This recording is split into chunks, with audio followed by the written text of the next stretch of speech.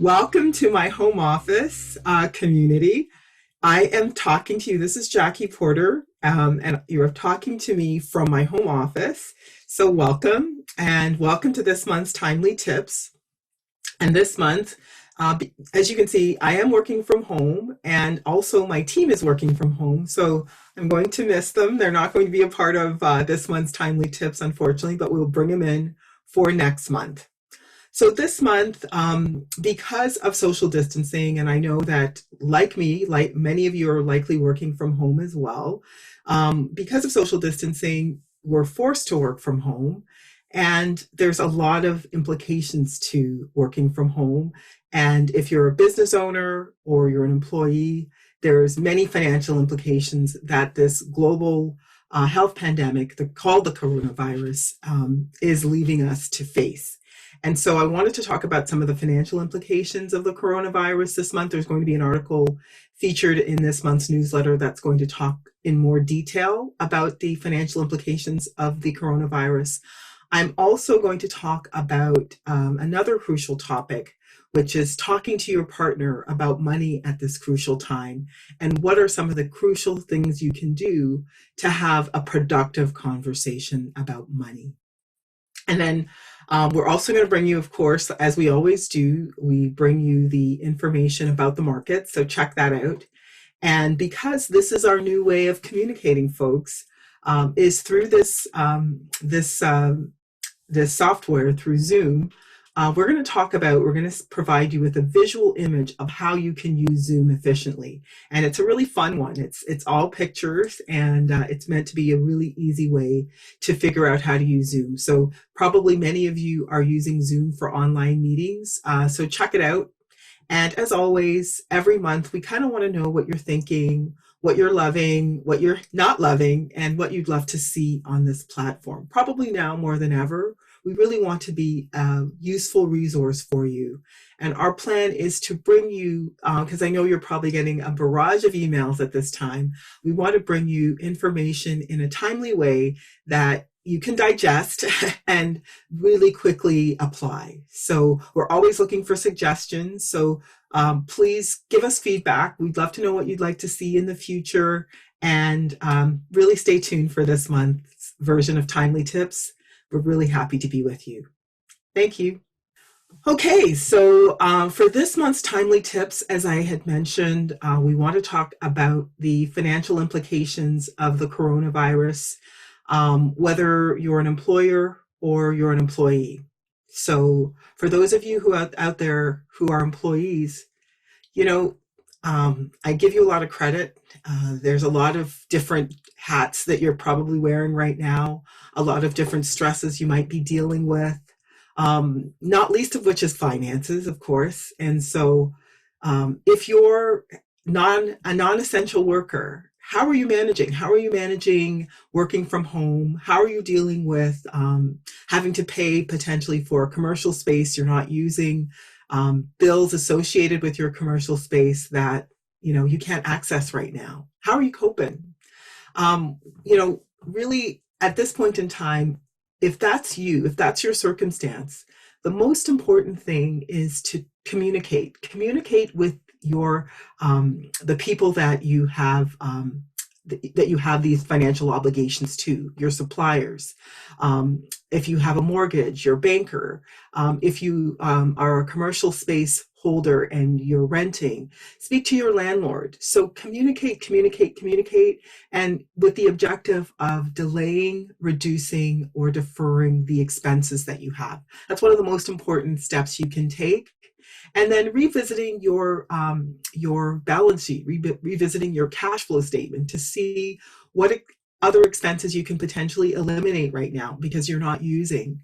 And finally, but not least, is looking at how you can take your business remote at this time. If you're a business owner who would normally be running your business face to face, are there aspects of your business that you can take online? And it might make sense to make an investment in speaking to a business coach and working through are there expenses that you can get rid of? And also, are there aspects of the business that you can take online? This is a really crucial time to think through that, to pivot and to look at ways you can move um, some of the parts of your business online. And I actually had a post last month about pivoting because it's not one of my favorite words.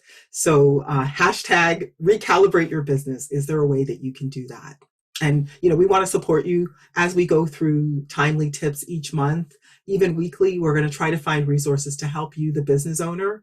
And also check out the resource that we're about to provide for you about benefits for business owners during COVID. That's going to be available shortly. So stay tuned. We're going to bring that to you with all of the government programs available to you, because there's many government programs at this time. Check out which ones apply to you and your business.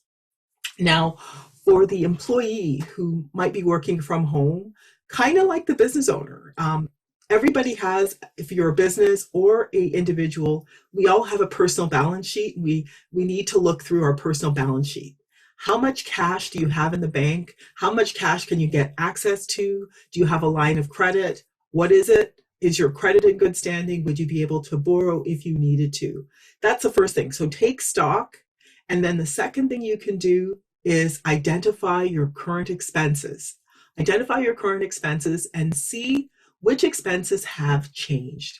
And so maybe before, when you were not having to work remotely, you would be able to drive to work. All those transportation costs, lunches, all of those things are likely a lot less. So review your budget at this time and see where you're actually spending your money and what you have left over each month. Why you want to do that is you want to identify your expenses so you can figure out something called your run rate. What's your personal household running operations budget? So this can only be achieved if you know what you're spending, you know what you have in the bank, and then how long that money will last based on how much expenses you have, what's coming in, and what you have in the bank. How long will that money last? Once you know that, you know your run rate. So if you've got enough between what's coming in and what you have in the bank to last you for 6 months, that's your 6-month run rate. You need to know that so you can empower yourself and know how much time you have to work with, so you can create as much financial flexibility in your budget, in your life as possible. So that's the first thing. And then in terms of delaying, reducing, and deferring, if we looked at reducing your expenses before, now we want to look at deferring. So, or reducing even further your expenses through car insurance. That's one of the things I know. Insurance companies are reducing car insurance rates because people aren't driving. Group health insurance rates, or even if you have a group insurance, health insurance policy, because you can't access dental services or paramedical services, contact those companies to see if you're eligible for any rebates to reduce those costs.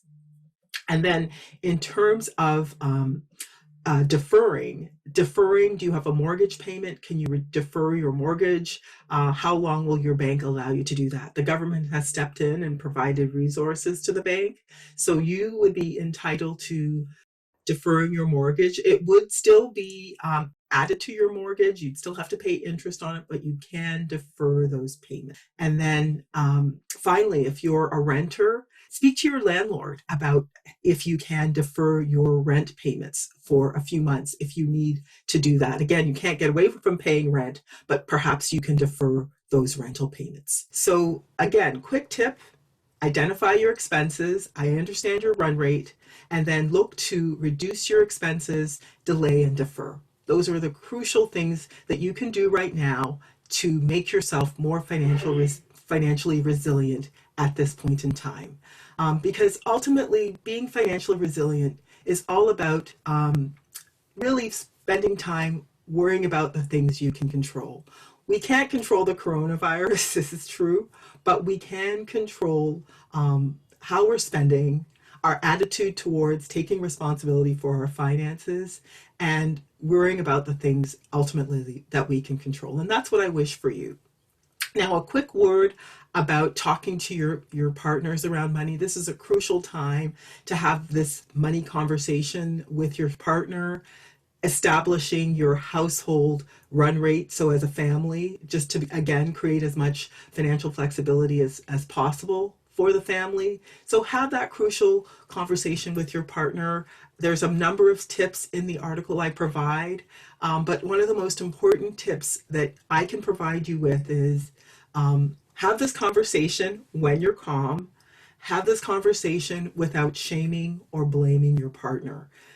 People have a lot of stresses at this point in time, and to survive something like this and continue to financially thrive, because we will, community, get through this. It's a bump in the road, a big bump for sure, but I highly recommend that you take this position of building financial wellness as a family, and the best way to do that is to create financial harmony as a family. And so try not to blame or shame. Approach this as a family, and don't just have this conversation once with your partner.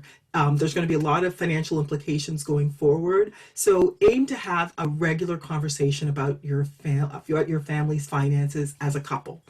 That's a crucial financial step to take to continue to financially thrive as a family. And that's what I wish for you, community, is to thrive despite the coronavirus.